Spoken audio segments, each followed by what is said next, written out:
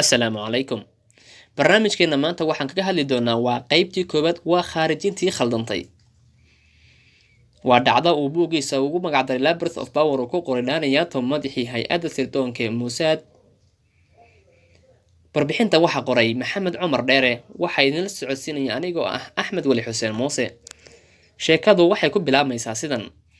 Bilo ka hor intii aan kasoo laaban fasax aniga iyo heerkaygu aan ku qaadanay Jordan 30 July 1999 ayaa la bilaabay qorshaha in la khaarijiyo madaxii ururka Xamaas ee laanta ururka Xamaas ee wadanka Jordan, waliba lagu dhex khaarijiyo wadanka Jordan gudihiisa oo ay saldhig weyn ku lahaayeen ururka Xamaas. Muddadii aan fasaxa ku qaadanaynay Jordan, anigii xaaskayga Toofa iyo saddexdeeda wiil, Boqor Xuseenka Jordan ayaa nagu casuumay in aanu fasax ku dhex mushaxno Jordan. Diyaarad helicopter ay iska lahaayeen qoyska reer Boqor ayaa nagu sugaysay xagga iyo qabar, kadibna noo qaaday xagga iyo Betra waa isla Jordan gudaheeda si aanu ugu dalxiisno wadanka. Intaa kadib waxaa haddana nagu qaaday markab kuwa raaxada ah kuwaas oo ay lahaayeen reer Boqor, kaas oo nagu soo wareejiyay xeebaha Jordan. Ugu dambeyntii maalintayadii dalxiiska ahayd waxa aanu kusoo gabagabaynay cashiro noogu sameeyay qasriga reer Boqor. Boqor Xuseen maalintaas muu joogin, balse wuxuu noo xil saaray koox ka mid ah shaqaalihiisa oo u xil saarnayd inayna soo dhaweeyaan oyna qaabilaan noona suurtageliyaan maalintayada qiimaha badan. Si aad u wanaagsan ayaan u raaxaysanay anigii xaaskayga. Intaa ka bacdi soo laabashadayadii kadib, annaga oo ku sugan airport loo yaqaano Eilat waa Israa'iil gudaheeda, waxaana soo gaadhay warbixina in weerar argagixiso lagu qaaday suuqa Mahane ee Jerusalem ay Yuhuuddu degan tahay. Waxaan si degdeg ah u tegay xarunta dhexe ee taliska Mossad. Xaaskaygii iyo ciyaalkaygana waxay ku laabteen gurigoodii. Isla fiidnimadaas waxa aan ka qayb qaatay warbixin kooban oo ra'iisul wasaaraha Netanyahu lagu dhex siinayay xafiiskiisa gudihiisa. Dadkii warbixinta siinayeen waxaa ka mid ahaa wasiirka difaaca Yitzhak, madaxa hay-adda shaqaalaha wasaaradda difaaca Limbit, iyo madaxa hay-adda Shimbet Alayon, hay-adda amniga Israa'iil. Isla waqtigaasi aan warbixinta bixinaynay waxa ururka Xamaas ayaa sheegtay mas'uuliyadda qaraxaas. 16 qof ayaa ku dhintay, 200 oo qofna waa ay ku dhaawacmeen. Intaa kadib ra'iisul wasaaraha waxa uu nagu amray in aanu soo diyaarino oon keenno xarumaha Xamaas ee la weerari karo. Dhowr usbuuc kadib 4 December Xamaas waxay weerar kale ku fulisay Jerusalem. Weerarka waxaa ku dhintay 4 qof waxaana ku dhaawacmay 200 oo qof. Labadaas qarax awgood xaaladdu cirka ayay isku shareertay, gaar ahaan xagga ra'iisul wasaaraha iyo guddiga difaaca.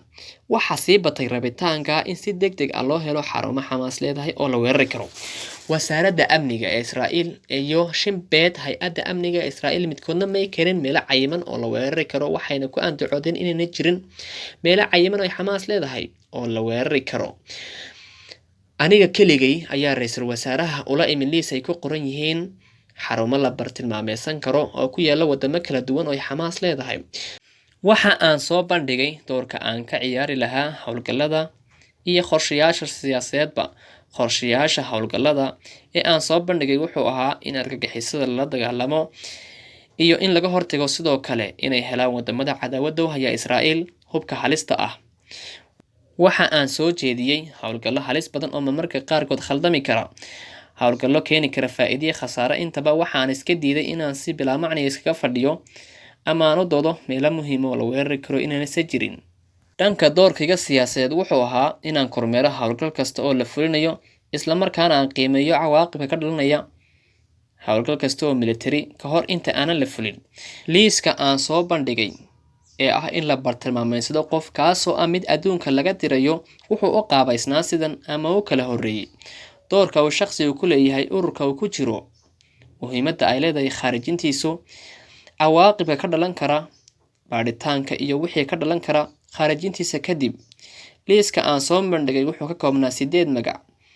Kaliya haata magacyada ugu dambeeya ayaa ku sugnaa wadanka Jordan. Waxaa kaalinta 5aad ku jiray Khalid Mashal. Waxaa kaalinta 6aad ku jiray Musa Abu Marsuq oo hayay xilkan uu hadda hayo Khalid Mashal. Sidaa darteed weeraradan laga fulinay wadanka Jordan liiska waxay kaga jireen xagga ugu dambeysa. Maxaa yeelay heshiiska naga dhexeeyay Jordan ayaa ahayd inaan wax hawl military laga fulin labada wadan midkoodna oo waxa naga dhaxaysay nabad. haddii la arko weerar militarina waxay noqonaysay caqabad dhibaato oo soo food saaraysa Israa'iil. halka ay noo joogta qaybta koowaad. inta aan qaybta ku xigta ku kulmi doono waa anigoo idinkaga tegaya. assalaamu calaykum waraxmatullaahi wabarakaatuh.